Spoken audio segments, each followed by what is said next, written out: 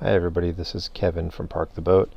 I wanted to share a listing in Florida that's already been rented. I think it was within the last year. I don't have a date or anything up here, but it's been roughly a year since I've seen this one, and I kind of just saved it just to look at it in the future.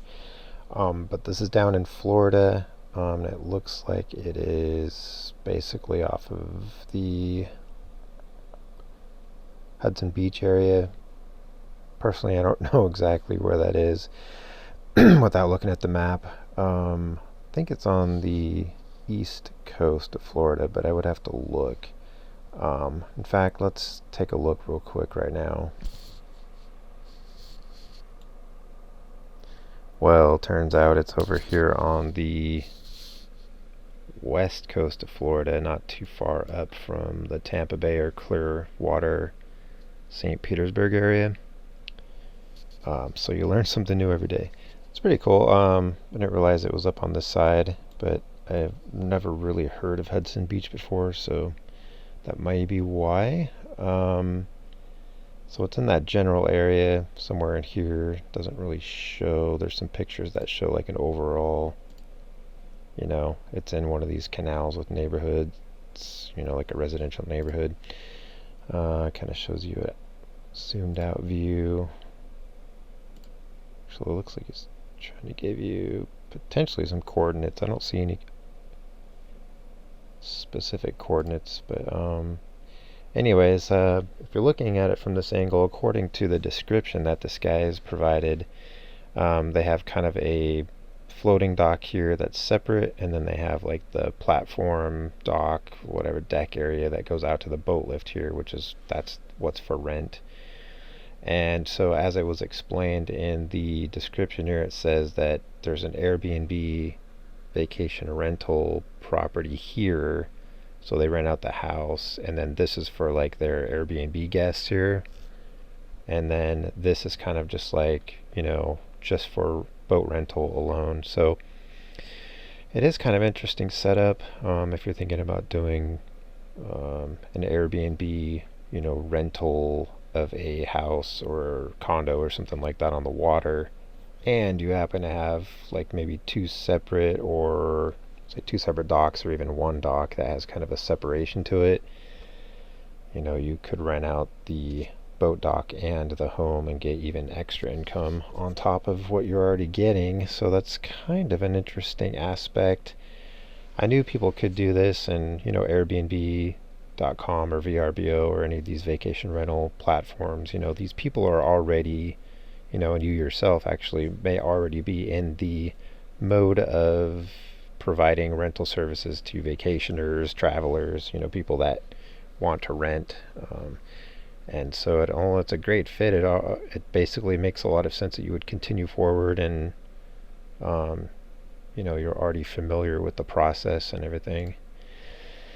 So one thing I wanted to point out is I really like this posting's pictures. I like the amount of description they provide. It's not just like 2 sentences and 1 picture with a price. I mean, this person actually took the extra few moments to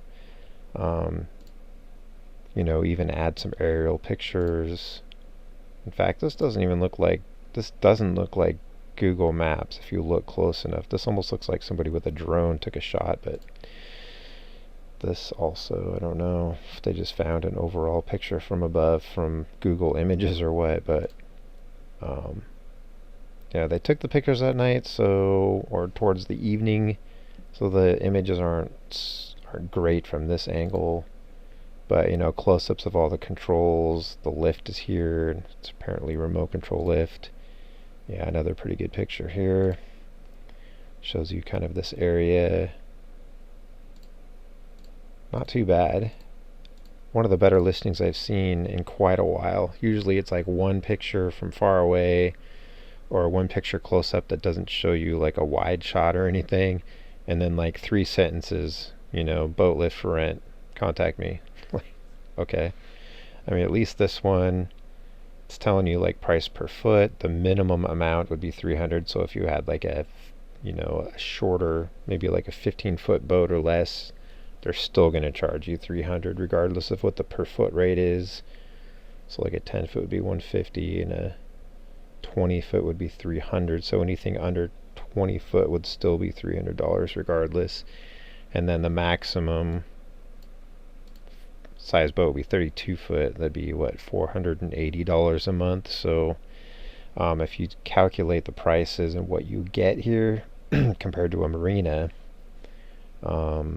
yeah, it doesn't have a covered roof and it's not a covered, dock facility or anything like that. So you're missing that part of it. But it looks like you have a pretty good setup in general, regardless of that. Regardless of that. I don't know how people use that word sometimes. So $480 for 32 foot max with a lift and access to, what does it says? It says water and power included. Of course, no liveaboards because most are not allowed there. Less and less liveaboards these days. Very sad. People are advocating for it though, so that's good. Except for some homeowners are not, sadly. Let's see. Looks like a deep canal, so decent depth there. Tired of your marina?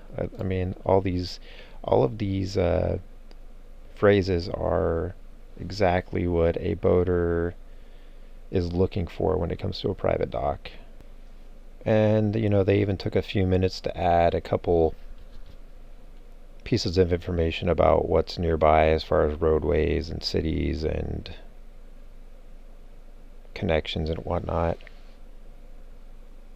4 restaurants, dedicated parking for 1 car. Basically has gates, lighting, remote control for the lift. Like he says right here, I own this home, I live across the street, and this property here is going to be an Airbnb rental, and the guests have a separate floating dock, which is the other one we showed you here. So this would be for the Airbnb guests, and this would be for the boat owner. Pretty cool setup. I mean, they're going to be able to bring in a good stream of income if they're able to. Well, I mean, clearly they were able to rent the dock out already. It's already been rented. It says sold, but it just means rented. Just reading through to see if there was anything else that kind of stood out. I mean, they pretty much checked all the boxes, relatively deep water canal that's dredged. So it's probably got pretty good depth, power and water, power lift.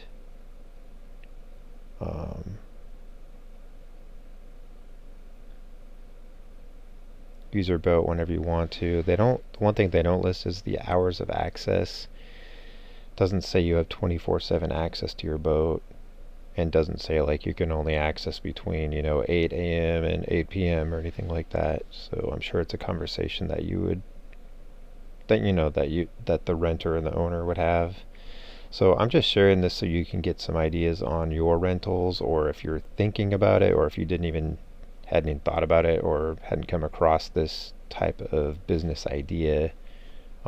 Just putting it out there to kind of share some of the listings that I found, and this one actually is one of the better ones. Granted, some of the texture is not formatted very well, but I mean, like, that's being extra picky, because most of the time all you see is about this much text and then it ends and there's nothing else.